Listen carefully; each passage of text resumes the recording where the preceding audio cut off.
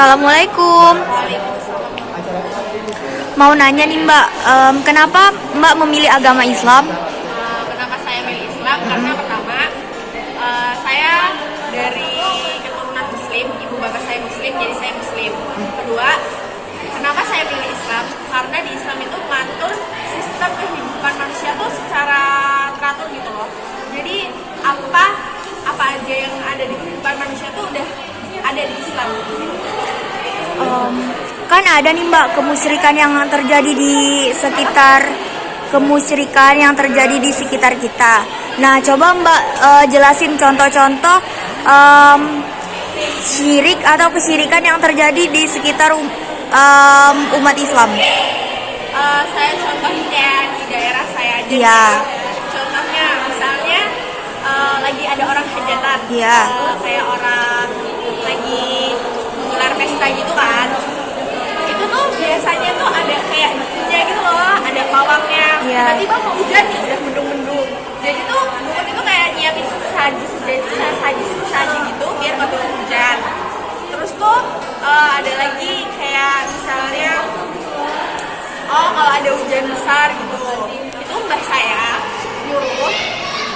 saya itu nyuruh mbak sepupu saya yang lagi hamil itu suruh nyebarin garam atau apa gitu di sekitar rumahnya. Terus kan mbak sepupu saya itu selalu pakai gunting yang dikaitin sama temiti, taruh di bajunya, katanya itu untuk melindungi dia. Sedangkan kita itu minta perlindungan kan sama Allah. Dan saya itu tuh syirik banget. Assalamualaikum. Waalaikumsalam. Saya mau nanya nih, kenapa kamu memilih agama Islam? Yang pertama, karena saya lahir dari keluarga Islam. Yang kedua, menurut saya agama Islam itu agama yang damai dan mengajak seluruh umatnya untuk berdamai dengan seluruh agama. Yang ketiga, ketika saya sudah besar, saya mempelajari Islam lebih dalam. Saya percaya seluruh yang ada di dalam Al-Quran, dan dalam Al-Quran itu telah tercantum seluruh kehidupan manusia. Ada kan syirik-syirik di sekitar kita. Nah, kamu tahu nggak contoh-contoh kesyirikan yang masih menjangkit di umat Islam? Pertama, percaya dengan zodiak. Yang kedua, masih percaya dengan dukun-dukun. Ketika kehilangan barang, kita mencari dukun untuk menemukan barang kita.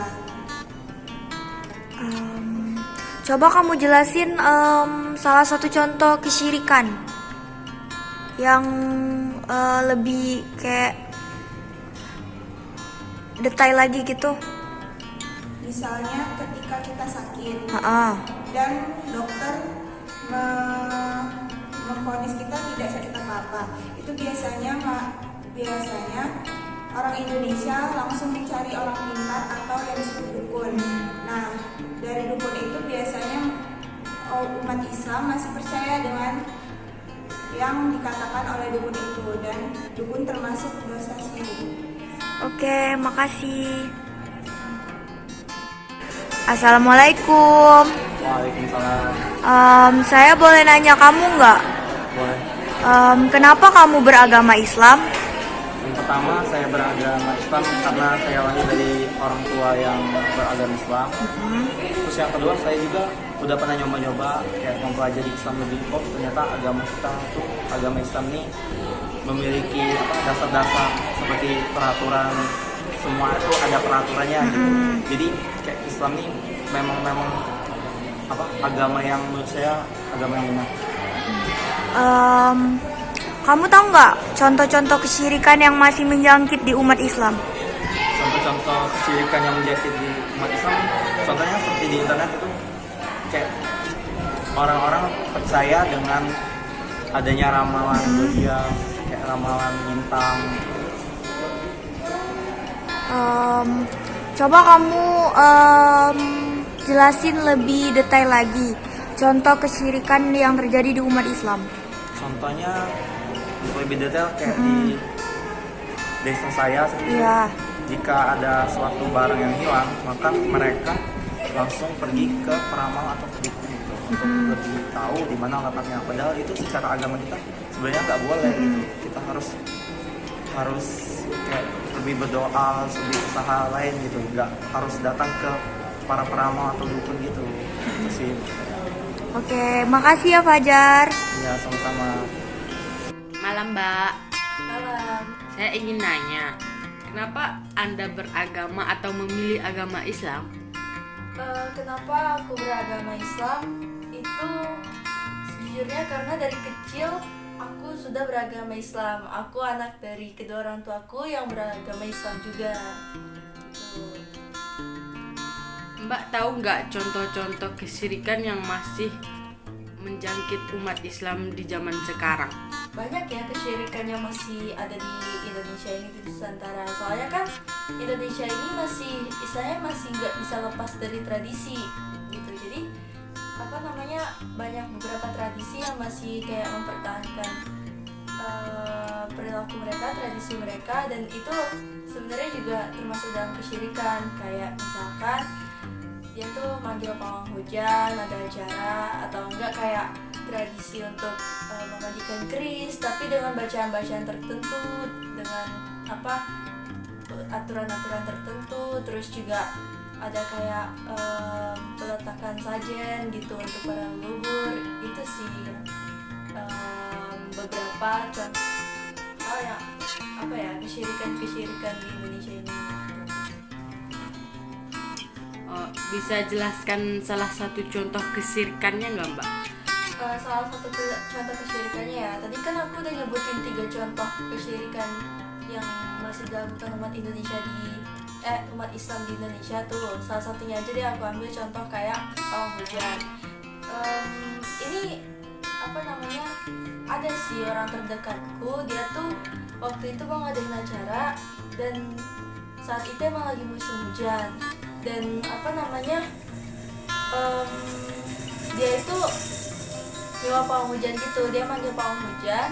Cuman kalau yang bikin gak masuk akalnya itu tuh ada beberapa hal kayak aturan-aturan tertentu dari pawang hujannya itu kayak gak sesuai dan gak rasional banget gitu, dan gak ada hubungannya itu sama untuk kayak untuk meniadakan hujan. Malahan yang terjadi adalah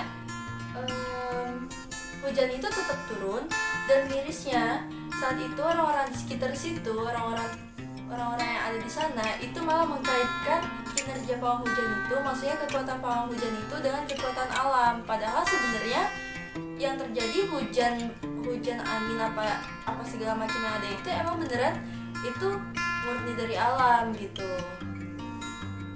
Iya sih. Baiklah, saya akan bertanya, bagaimana menurut Anda tentang kenapa Anda memilih agama Islam tersebut? Saya memilih agama Islam karena pada dasarnya saya memang terlahir sebagai Islam, dan sedari kecil pun memang sudah diajarkan tentang Islam itu seperti apa, Islam itu bagaimana, dan saya meyakini itu, dan saya sadar akan hal itu baik untuk hidup saya. Nah, terus bisa nggak Anda mencontohkan contoh-contoh kesyirikan yang masih terjadi di kalangan masyarakat? Kesyirikan di kalangan masyarakat itu mungkin kayak di desa saya ya, itu seperti kayak ada sebuah kebudayaan lokal seperti kuda lumping, di mana yang mayoritas orang yang bermain adalah seorang muslim, tapi dalam prosesnya itu mereka masih seperti memakai sesajen, kemenyan dan lain-lain seperti itu, agar dalam konteks lain mereka bisa seperti makan kaca, makan beling dan sebagainya seperti itu. Nah, jelaskan contoh yang lebih detailnya tentang kesyirikan yang pernah Anda alami atau segala macam. Nah, pertanyaan saya selanjutnya, jelaskan satu contoh kesyirikan yang Anda ketahui. Yang di kehidupan sehari-hari ya ada sih dulu kayak sebuah, entah itu kesyirikan atau bukan, di SMP saya gitu, di setiap malam Jumat atau apa gitu, di samping toilet tuh pasti ada aja sesajennya gitu. Digunakan untuk apanya? Apakah Anda tidak tahu atau bagaimana? Ya nggak tahu juga, mungkin untuk menenangkan penghuni yang di situ gitu. Karena emang di toilet di deket tower itu biasa sering dibilang di situ tuh angker gitu. Juga di SMP saya tuh dulu sering banyak kesurupan gitu. Beda baik, baik terima kasih ya atas jawabannya.